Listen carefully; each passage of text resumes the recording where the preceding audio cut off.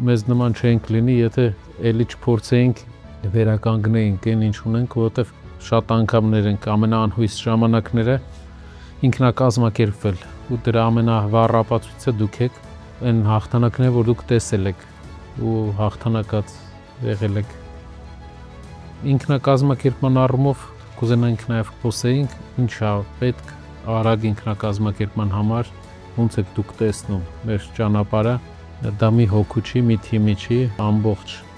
հայկական ընդհանուր պոտենցիալի միավորման արդյունքում մենակ կարանք էտե անենք։